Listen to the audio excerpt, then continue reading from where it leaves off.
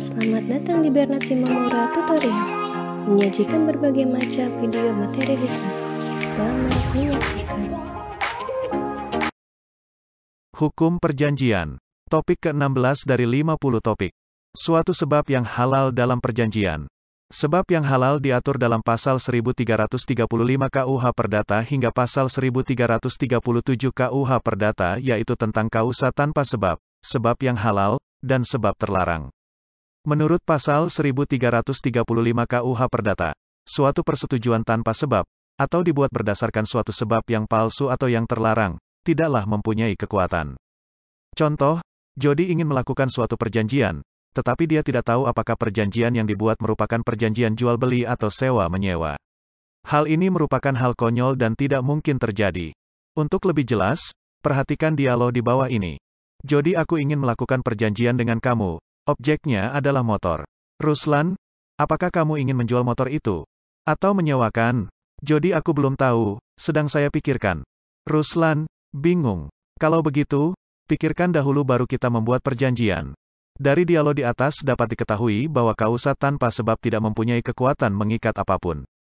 Pasal 1336 KUH Perdata menyatakan bahwa jika tidak dinyatakan suatu sebab, tetapi memang ada sebab yang tidak terlarang, atau jika ada sebab lain yang tidak terlarang selain dari yang dinyatakan itu, persetujuan itu adalah sah. Maksud dari pasal 1336 KUH Perdata tersebut adalah, suatu perjanjian yang dilakukan selama tidak dilarang adalah sah menurut hukum. Contoh 1, Amir dan Ari ingin melakukan perjanjian jual-beli komputer. Perjanjian itu tidak terlarang sehingga sah menurut hukum. Contoh 2, Riyadi ingin menyewakan rumahnya. Riyadi memasang iklan di koran. Santi membaca koran tersebut dan menghubungi Riyadi. Keduanya bertemu di rumah Riyadi dan sepakat melakukan perjanjian sewa-menyewa rumah. Perjanjian ini tidak terlarang sehingga sah menurut hukum. Pasal 1337 KUH Perdata menyatakan bahwa suatu sebab adalah terlarang, jika sebab itu dilarang oleh undang-undang atau bila sebab itu bertentangan dengan kesusilaan atau dengan ketertiban umum. Contoh 1, Pak Rusdi membutuhkan uang untuk membayar biaya sekolah anaknya. Karena tidak mempunyai aset yang bisa dijual, maka Pak Rusdi menawarkan ginjalnya untuk dibeli seharga 40 juta rupiah. Apa yang dilakukan Pak Rusdi telah melanggar undang-undang karena pemerintah sampai saat ini masih melarang jual beli organ tubuh. Penawaran yang dilakukan oleh Pak Rusdi tidak sah dan melanggar hukum. Perjanjian yang tidak halal berarti melanggar syarat objektif perjanjian. Perjanjian seperti ini adalah batal demi hukum dan dianggap perjanjian tersebut tidak pernah ada. Perjanjian yang tidak halal berarti melanggar syarat objektif perjanjian. Perjanjian seperti ini adalah batal demi hukum dan dianggap perjanjian tersebut tidak pernah ada. Contoh 2, Bu Murni adalah seorang yang jahat. Dia terlibat dalam sindikat penculikan anak dan menjual anak tersebut kepada orang-orang yang ingin mempunyai anak. Perjanjian jual beli anak yang dilakukan oleh Bu Murni adalah melanggar hukum sehingga tidak sah dan batal demi hukum.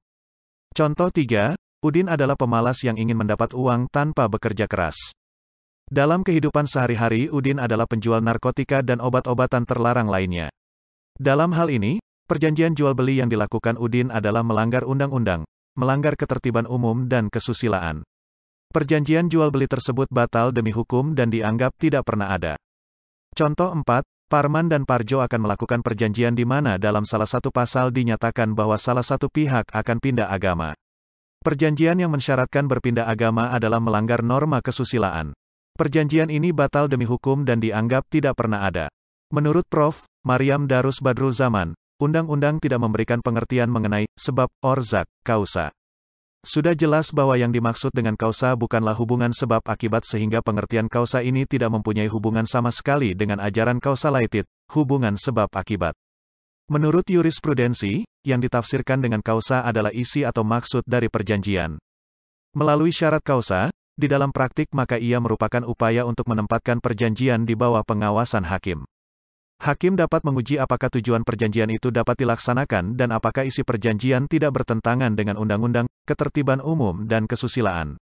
Ketertiban umum dan kesusilaan merupakan hal-hal yang secara umum telah dipahami oleh masyarakat dan hakim, meskipun tidak tertulis. Contoh, perjanjian antara pekerja seks komersial, PSK, dengan lelaki hidung belang merupakan perjanjian yang melanggar norma kesusilaan. Hakim dan juga masyarakat paham hal ini melanggar norma kesusilaan sehingga perjanjian tersebut adalah batal demi hukum dan dianggap tidak pernah ada. Bagaimana jika seseorang mempunyai tujuan buruk, tetapi melakukan proses perjanjian sesuai prosedur? Apakah hal ini merupakan sebab yang halal? Contoh, Amir meminjam uang ke bank. Amir mengatakan bahwa dia meminjam untuk memperluas usaha kafe. Pihak bank kemudian melakukan survei lokasi, memeriksa laporan keuangan usaha kafe dan memeriksa agunan, jaminan, yang dimiliki Amir. Akhirnya, Amir mendapatkan uang pinjaman sebesar 700 juta rupiah. Sebelumnya, Amir sudah berpikir akan menggunakan uang tersebut sebanyak 300 juta untuk usaha kafe. Sisanya sebesar 400 juta akan digunakan untuk menjalankan bisnis narkoba. Bagaimana status perjanjian Amir dengan bank? Menurut Kartini Muljadi dan Gunawan Wijaya, pada dasarnya hukum tidak memperhatikan apa yang ada dalam benak maupun hati seseorang. Yang diperhatikan oleh hukum adalah apa yang tertulis, yang menjadi pokok perjanjian yang wajib dilaksanakan debitur, pengutang, dalam perjanjian tersebut. Pasal 1336 KUH Perdata tidak pernah mempersoalkan apakah alasan dilakukan suatu perjanjian. Mungkin saja perjanjian dibuat berdasarkan alasan yang tidak mutlak sama antara dua pihak yang melakukan perjanjian.